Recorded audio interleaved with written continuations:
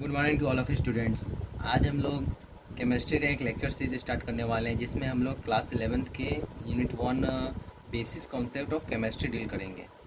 और इसमें हम जानेंगे कि केमिस्ट्री होता क्या है और केमिस्ट्री को हम बेसिक्स से क्यों जानें। बेसिक्स से जाना इसलिए हमको बहुत ज़रूरी रहता है क्योंकि हमें आगे कुछ न्यूमेरिकल्स आएंगे और उस न्यूमेरिकल्स में हमें कुछ प्रॉब्लम ना हो, या कुछ लॉज आएंगे, लॉज तो आएंगे, उस लॉज में हमें प्रॉब्लम ना हो। इसलिए चलिए हम लोग बेसिक्स कॉन्सेप्ट और केमिस्ट्री क्लास 11th का जो चैप्टर 1 है उसको स्टार्ट करते हैं। और इस लेक्चर सीरीज़ को स्टार्ट करने से पहले आप लोगों से एक रिक्वेस्ट है कि अगर आप लोग इस चैनल पर नए हैं तो इस चैनल को सब्सक्राइब जरूर करें, बेल आइकन को दबाएं और शेयर करना न भूलें। और एक और बात, इस वीडियो को अधिक से अधिक स्टूडेंट्स के पास शेयर करिए क्योंकि वो भी इस वीडियो के माध्यम से अपने डाउट्स क्लियर कर सकें। तो चलिए गाइस, बिना समय गंवाए स्टार्ट करते हैं लेक्चर सीरीज। तो इसमें हम लोग जानते हैं कि पहले देख लें केमिस्ट्री क्या होता है। तो केमिस्ट्री आप लोग जानते होंगे, chemistry is a branch of science. Science को अनेकों विभाग में बांट दिया गया है क्योंकि हमको साइंस को डीपली समझ सकें। डीपली समझने के लिए साइंस को बहुत सारे सेक्टर में बांट दिया गया है। केमिस्ट्री है, केमिस्ट्री में जूलॉजी भी आती है, बॉटनी आती है। तो चलिए हम लोग जानते हैं केमिस्ट्री होता है। केमिस्ट्री में क्या करते हैं हम लोग, मैटर के जो भी एनीथिंग मैटर्स होते हैं, composition of matters and properties of matter, उसको हम लोग केमिस्ट्री कहते हैं। तो आखिर ये मैटर होता क्या है, तो आप लोग जानते ही होंगे कि जो भी वस्तु जगह छेके और उसमें वजन हो, एनीथिंग जस्ट लाइक आपके होम अप्लायंस भी देख लीजिए, जो आपके टेबल कुर्सी होंगे वो भी हमारे मैटर्स में आते हैं। जस्ट लाइक से एग्जांपल भी है सॉलिड, वाटर, एयर और मिल्क। इसके डिफिनेशन पे अगर एक बार हम लोग ध्यान दें तो anything occupy space and have mass is known as matter. Definition में ही पूरा क्लियर है कि कोई भी वस्तु या कोई भी चीज़ जो जिसमें द्रव्यमान हो और वो जगह स्पेस करे, जगह ऑक्यूपाई करे, उसको हम लोग मैटर कहा जाता है। एटम्स क्या होते हैं? एटम्स एटम्स एक जो सूक्ष्म कण होते हैं उसको एटम्स कहा जाता है। एकदम सूक्ष्म सूक्ष्म, जो हमारी नंगी आंखों से कुछ चीज़ तो दिखती हैं, जैसे कि धूल। धूल को अगर आप लोग देखे होंगे कि सूर्य की किरणें में वो जिग जैग मोशन में भागते रहते हैं एकदम स्पीड में, उसके ब्राउनिंग मोशन कुछ कहा जाता है। तो उस पर डील नहीं करते हुए हम लोग आते हैं एटम पे। तो एटम क्या होते हैं, अगर इस पर डिफिनीशन पे एक नज़र डाला जाए तो होता है क्या, it is the smallest individual particles of matter which contain all the properties of it. जो मैटर का ऑल प्रॉपर्टीज़ कंटेन करता है उसको एटम कहा जाता है। The smallest particles of matter is called atom.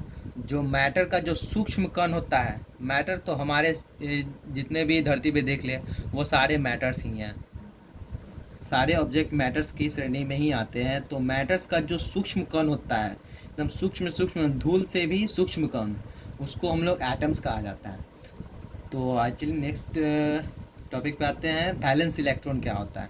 Balance electron क्या होता है, ये होता है total number of electrons. It is the total number of electrons present in the outer most cell.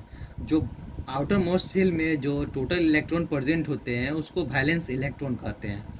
अब वैलेंसी क्या होता है, it is the combining capacity of element. It is the combining capacity of element. जो element को combining करने का capacity, ability रखता है, उसको वैलेंस इलेक्ट्रॉन कहा जाता है। इस फिगर में आपको दिख ही रहे होंगे, ये सेल मैं कुछ डार्क कर देता हूँ, पेंसिल से किया हुआ है जो आप लोगों को दिखेगा नहीं, इसलिए मैं इसको पेन से कर देता हूँ। तो अब आप लोगों को विजुअल होगी ये फिगर कहना क्या चाहता है। वैसे मैं आप लोगों को डील करके बताऊंगा अभी इसी वक्त कि ये फिगर क्या करेगी। चलिए आप लोगों को ये फिगर पूरी क्लियर से देख रही होगी।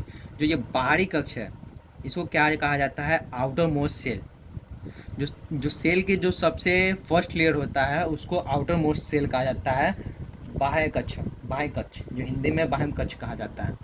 और इसमें आपको एक बीच में एक न्यूक्लियस दिख रहा होगा, एकदम बीच का जो सेल होता है उसको हम लोग क्या कहते हैं, न्यूक्लियस। और न्यूक्लियस और इसकी जो बाह्य कक्ष के जस्ट दूसरे वाले कक्ष में उसको कहा जाता है कोर। कोर कहा जाता है, कहीं कहीं इनर्स भी कहा जाता है। कोर इज़ द बेस्ट, या इनर्स भी कहीं कहीं कहा जाता है। तो इसमें क्या होते हैं कि सेल्स होते हैं, सब सेल्स होते हैं, एस होते हैं, पी होते हैं, डी होते हैं, एफ, जी, एच। जो ये न्यूक्लियस के जस्ट साथ वाला जो न्यूक्लियस वाला तो उसको K shell, L shell, M shell, N shell और ओ पी क्यू और भी सेल होते हैं। और ये सब सेल्स हम आगे डिस्कस करते हैं। इसमें सब सेल्स देखिए, सब सेल्स एस का सब सेल्स होता है 2, और जो एक्स बॉक्स का ये मतलब है कि जो एक्स बॉक्स होता है वो 2 इलेक्ट्रॉन कंसिस्ट करता है, इसलिए हमारे 2 इलेक्ट्रॉन्स फुलफिल हो रहे हैं इसमें। और जब 2 इलेक्ट्रॉन्स फुलफिल होते हैं तो वो सेटिस्फाइड होते हैं। पी में होते हैं 6, डी में 10, एफ में भी 10 होते हैं। मैक्सिमम नंबर ऑफ इलेक्ट्रॉन्स कितने होते हैं? 2, 8, 18, 32, 50, 72, 98। और इसको निकालने का फॉर्मूला क्या होता है कि 2n², जहाँ पे हमारा n क्या है? सेल नंबर है, सेल नंबर है। आप लोग को यहाँ तक पूरा क्लियर होगा। तो चलिए हम लोग इलेक्ट्रॉनिक कॉन्फ़िगरेशन कैसे निकाला जाता है इसको समझ लेते हैं। पहले समझ लेते हैं कि इलेक्ट्रॉनिक कॉन्फ़िगरेशन होता क्या है। इलेक्ट्रॉनिक कॉन्फ़िगरेशन का आप डेफिनेशन देख लेते हैं। It is the representation of electron. ये क्या होता है? इलेक्ट्रॉन का रिप्रेजेंटेशन होता है कहाँ पे? सेल और सबसेल में। सेल और सबसेल में जहाँ इलेक्ट्रॉन का रिप्रेजेंटेशन होता है उसे हम लोग इलेक्ट्रॉनिक कॉन्फ़िगरेशन कहते हैं। इलेक्ट्रॉनिक कॉन्फ़िगरेशन से बहुत सारे क्वेश्चंस भी आते हैं, इसलिए आप लोग इसको सही से समझिएगा। हम यहाँ पे हाइड्रोजन का निकालते हैं। हाइड्रोजन का एटॉमिक नंबर कितना होता है? 1।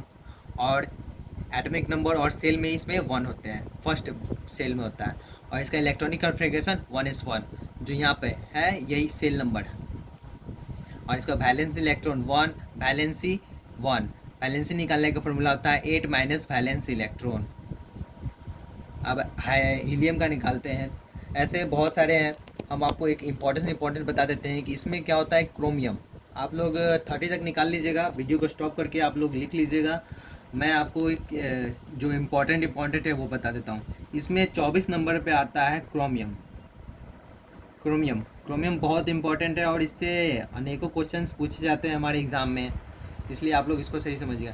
क्रोमियम का यहाँ पे देख ले तो सेल कितना होता है?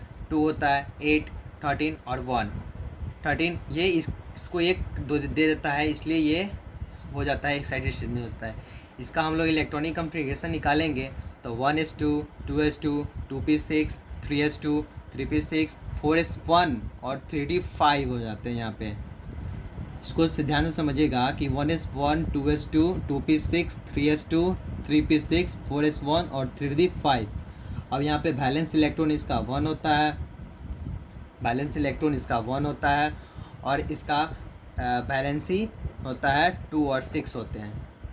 तो आप लोगों को समझ में आएगा। और एक और इम्पॉर्टेंट इसमें आता है copper. Copper is the most important on the basis of examination. Exam के मध्य से नज़र से देखा जाए तो क्रोमियम बहुत इम्पॉर्टेंट है, कॉपर इम्पॉर्टेंट है। आप लोग अगर 30 तक इसका निकालना सीख जाते हैं तो आप लोग पूरा निकाल सकते हैं पूरा। तो क्रोमियम का देखते हैं। क्रोमियम का होता है सेल कितने होते हैं? 2 होते हैं, 8 होते हैं, 18 और 1 इसका बैलेंस इलेक्ट्रॉन हो गया। और इसका electronic configuration 1s2, 2s2, 2p6, 3s2, 3p6, 4s1 और 3d10। बैलेंस इलेक्ट्रॉन आपको पता है इसका 1 है बैलेंस इलेक्ट्रॉन, और इसका वैलेंसी कितना होता है? 1 और 2। तो आप लोग बैलेंस इलेक्ट्रॉन निकालना सीख गए होंगे। अगर आप लोगों को इससे कोई प्रॉब्लम हो तो कमेंट बॉक्स में ज़रूर हमको बताएं कि क्या प्रॉब्लम है आप लोगों को। तब कमेंट बॉक्स में आप लोग जो अपना जिसका प्रॉब्लम होगा वो प्रॉब्लम पूरा सटीक से लिखिएगा, सही से बताइएगा कि प्रॉब्लम आखिर हो क्या रहा है, तब मैं आप लोगों की प्रॉब्लम दूर कर दूँगा। तो देखिए डेंसिटी क्या होता है। डेंसिटी आप लोगों को पता होगा कि मास और volume. It is the mass per cent unit volume of a substance. It is the SI unit of KG metre cube. Mass का डेंसिटी क्या होता है कि मास अपॉन वॉल्यूम को ही डेंसिटी कहा जाता है। इसका हम लोग अगर ऐसा यूनिट देखें तो केजी पर मीटर की होता है, मीटर के ऊपर ले जाएंगे तो माइनस में चल जाएगा। ये सब बेसिक्स है, बेसिक्स आपको क्लियर होनी चाहिए। हीट आपको पता होगा। It is the form of energy. Heat क्या होता है? एनर्जी के फॉर्म में होता है। Which give the idea about hotness and coldness of the body, जो हमको बताता है कि कोल्डनेस और हॉटनेस ऑफ द बॉडी क्या है, किसी ऑब्जेक्ट का वो कोल्ड की अवस्था में है या हॉट की अवस्था में है। तो बस इतना ही। अगर आप लोग ये इस लेक्चर सीरीज में हम लोग यहीं पे समाप्त करते हैं, और इस सेकेंड लेक्चर में हम लोग बताएंगे टेम्परेचर से रिलेटेड कुछ क्वेश्चंस की। अगर हम लोगों को कुछ दे दिया गया है यहाँ पे 212 डिग्री है, इसको हमको फ़ारेनहाइट में कैसे चेंज करना है। फिर फ़ारेनहाइट में कुछ क्वेश्चन होगा फ़ारेनहाइट से सेल्सियस में कैसे चेंज करना है, तो उसको डील्स करेंगे। तो इस वीडियो को यहीं पे रहने देते हैं। Thank you guys, best of luck.